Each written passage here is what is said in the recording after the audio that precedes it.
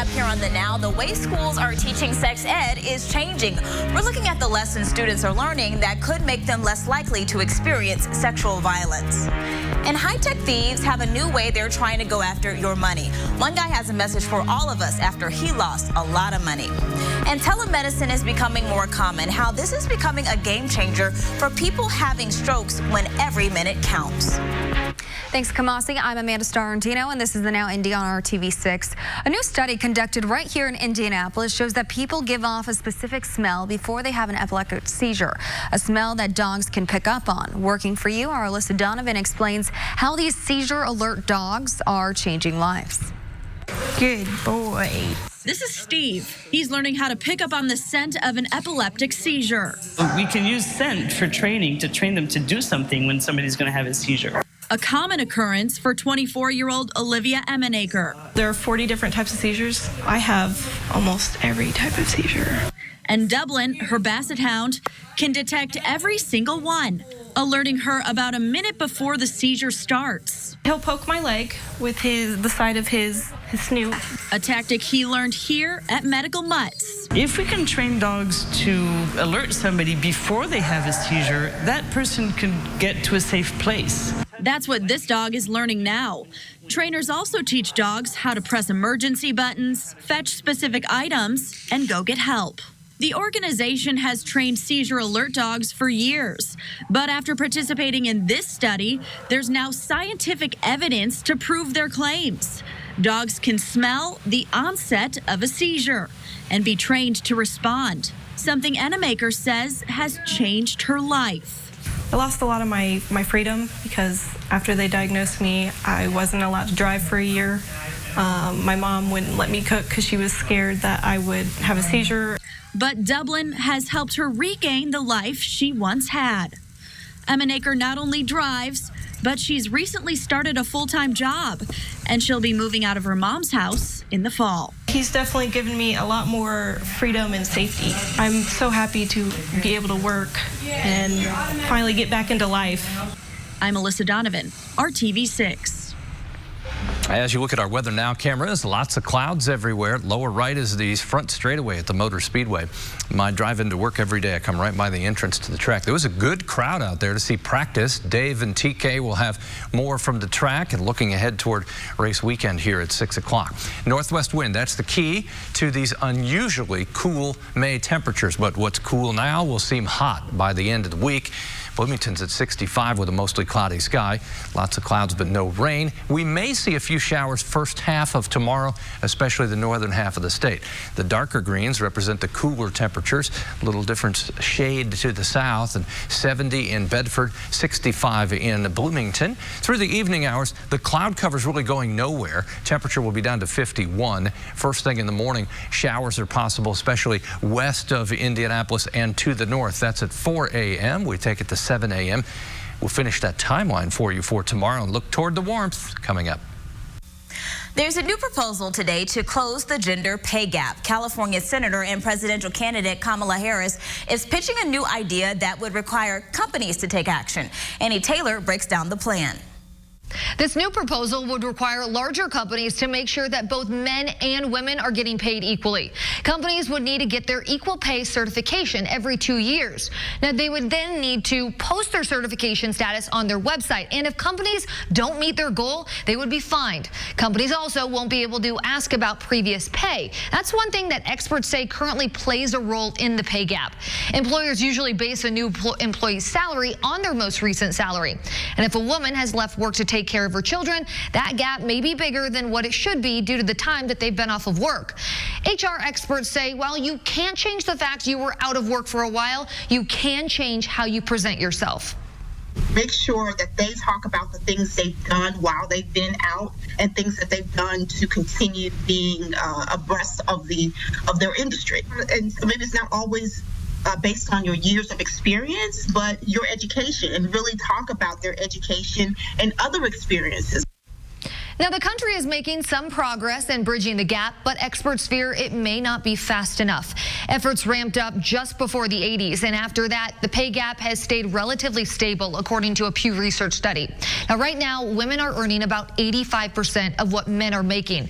In 2017, women were earning about 80%. That means women have to work at least a month more just to make the same amount of money men make in 1 year. HR experts tell us, as uncomfortable as it may be, it's important to have that conversation about money during the interview, even if you haven't gotten an offer yet. All right, thanks, Annie. One senator is taking action against ad tracking with a new bill. Missouri Senator Josh Hawley is proposing a do not track bill. It would allow people to opt out of data tracking if it isn't necessary for apps or services. The bill would also help people opt out of any secondary data tracking. Now, companies would be penalized for collecting unnecessary data. A similar standard was introduced back in 2009, but it wasn't able to keep up with evolving technology. All right, still ahead in our lineup, the way schools are teaching sex ed is changing. We're looking at the lessons students are learning that could make them less likely to experience sexual violence. At Ross, yes for less. You're watching The Now Indy on RTV6. The former Martinsville police chief is no longer receiving a paycheck from the city. A special board of public works voted May 10th to change Matthew Long's status to unpaid administrative leave. He has received more than $13,000 in pay since his arrest on February 27th. Long is charged with 2 felonies for official misconduct and theft amid allegations that he took overtime and sick time when he wasn't entitled to. The city attorney says they had to select a special board of works to handle Long's case because the regular board knew about the State Board of Accounts investigation into Long before he was charged. The special board voted 2-1 on May 10th to place Long on unpaid leave. We're looking at the growing movement to revamp how sexual education is taught in schools. We're focusing on adding topics of violence, consent, and unhealthy relationships. More research points to the fact that incorporating these sorts of conversations among teens could reduce instances of sexual violence. Columbia University found students who had refusal skills training were about 50% less likely to experience sexual assault in college. Abstinence-only education did not have the same effect. Last year, we traveled to Maryland, where they started teaching consent this school year. We talked to the state delegate mother-daughter team that helped get that legislation passed. They talked about how the Me Too movement changed the conversation. These rhetorical ideas about how terrible sex ed is sort of became less important as the practical implications of let's teach our kids about consent so that they don't accidentally not understand it. It was less of fixing and more of being proactive. I don't want the people who are in my generation to act the same as how I've seen people in my mother's generation and my grandmother's generation acting. So here is where things stand today. More states have brought up legislation this year to change sexual education, but only 5 have passed it, and only 2 of those include consent. So just 10 states and the District of Columbia currently address it. 32 states still require that abstinence be stressed in schools. Drones are now on the job in all 50 states doing work for departments of transportation. This is according to a report from the American Association of State Highway and Transportation Officials. It found the drones are doing things that you might expect, like checking bridges for cracks in places that might be hard for people to reach, but they are also cruising for protected species of birds, searching for nests to make sure that any new construction doesn't disrupt their habitat. Back to our lineup, high-tech thieves have a new way that they're trying to go after your money. One guy has a message for all of us after he lost a lot of money. You're watching The Now. Tune up for only $89. For on time. We start the news feed in Alabama. That's where police have arrested a man who killed an officer and wounded 2 others last night. Investigators say the suspect, who was wearing body armor, opened fire on the officers at a trailer park. The officers were responding to a domestic disturbance call. People close to the situation tell the Wall Street Journal that the man behind the college admission scheme told some families to claim their children were minorities when they were not. The FBI says William Singer also arranged for proctors to help students cheat on exams. Singer has pleaded guilty in the case and is awaiting sentencing. You could soon see the late Whitney Houston on tour again thanks to a hologram. Houston's family signed a deal with a music and marketing company to bring the singer's legacy back to life. The hologram is the first of several projects in the works involving Houston's accomplishments in music and movies. If you walk into pretty much any grocery store or supplement shop, you will see collagen powder. Annie Taylor is checking out the latest health craze and if it's worth the hype. When you head into a supplement store, there are vitamins or minerals, there's protein powder, but the latest one to hit the shelves that people are just loving is collagen. And we wanted to find out, what's it all about? And is it really worth your money? Collagen is actually the most abundant protein in your body. Collagen makes up 30% of our entire body's protein content. It's found in animal bones and ligaments and tendons, and that's, again, not traditionally part of our diet anymore. Most brands say collagen supplements improve your hair, skin, nails, and the health of your bones and joints. If you have a deficiency in collagen within your skin, it can decrease the skin health, which could cause stretch marks, dark spots, infections. Supplement giant owner Adam Watts says collagen is great if you're over the age of 30. After the age of 30, collagen production declines by 1% each year. So by the age of 50, you've basically lost out on 20% of your collagen production. If you have injury, collagen's going to go in there and help repair and rebuild tissue. Registered dietitian Jessica Crandall Snyder says she recommends food as medicine, not supplements. Being active on a daily basis, you're actually helping to resynthesize your collagen. So supplemental sources from protein powders may not be the way for you to get adequate nutrition. Once again, food sources are going to be your primary source of nutrition. Collagen powder isn't cheap. Many start at $25 a container. But eggs, wild salmon, tomatoes, pumpkin, and chia seeds are affordable foods that aid in collagen production. Supplemental sources, if you're not meeting your needs, are another way to help your body get to your goals. Both our experts say collagen powder works, but make sure it's not your main source of protein. I'm Annie Taylor reporting. Thank you, Annie.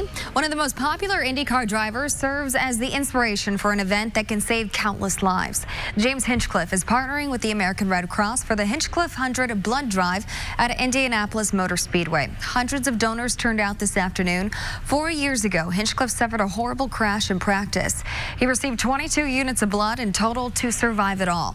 Now he's become an advocate to get people out to donate. We asked one donor why he decided to give blood today. Well, the Hinchcliffe is the biggest reason. It's just awesome how he was able to come back, and losing twice the amount of blood in his body is pretty incredible. So I've donated before, and this seemed like a good reason to do it again.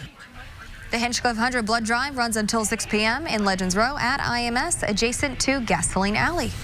I'm sure you remember 24 hours ago, we had some strong storms rolling through central Indiana. I always love the picture on the left.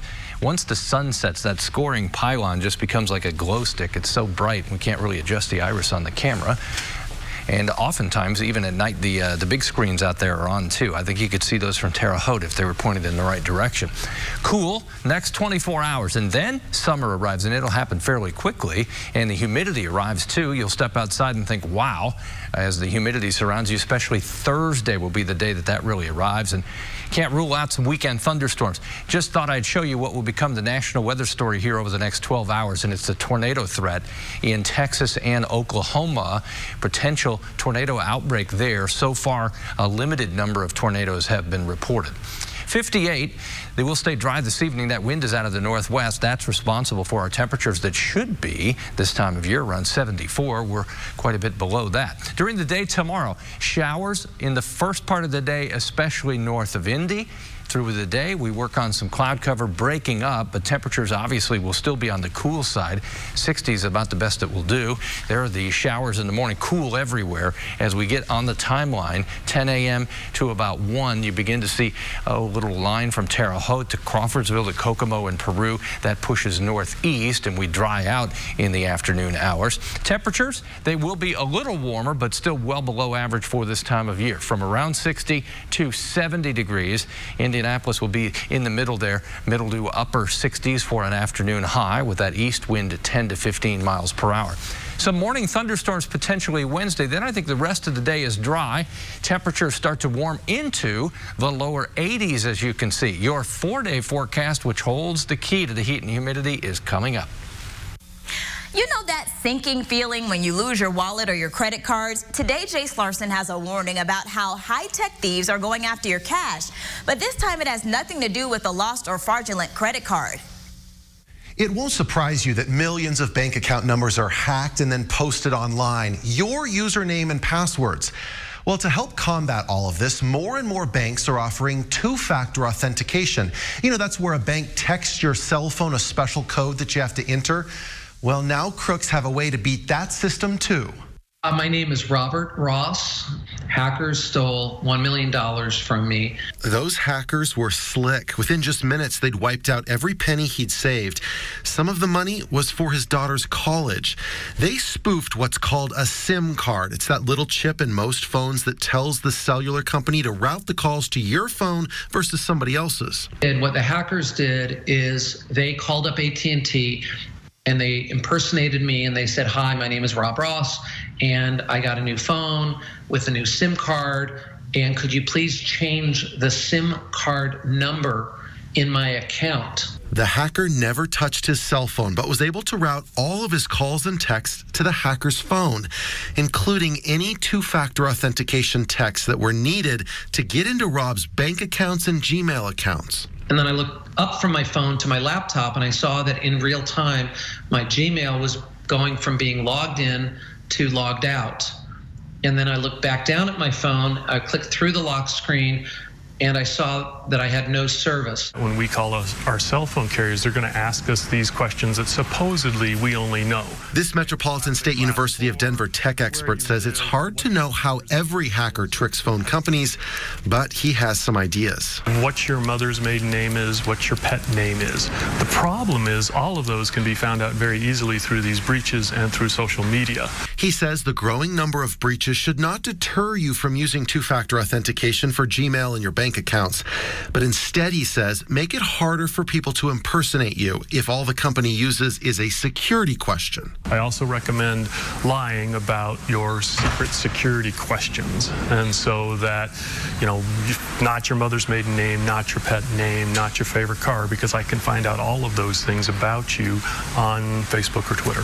The suspect who broke into Robert's accounts has been caught. He's a 21-year-old from New York City. That suspect now faces 21 felonies. Most times hackers go after people who buy the virtual currency Bitcoin, but this can really happen to anyone. I'm Jace Larson reporting. Thanks, Jace. Let's start the news feed. Ford is preparing to make major cuts to its job force around the world. The company is expected to slash 7,000 jobs by the end of August. 800 of those will be in North America, with 500 of them getting their layoff notices tomorrow. Nike is making changes to its contracts to protect women who become pregnant. The company came under fire for cutting the pay of some high-profile women who had kids. Nike says while it made changes last year to support women, it can go further. Chinese tech company Huawei is now facing repercussions after the U.S. deemed it a security threat. Google says basic services on Huawei smartphones will still work, but they could lose other features and support. Huawei uses Google's Android system in its phones. Telemedicine is becoming more and more common. How this is becoming a game changer for people having a stroke when every minute counts.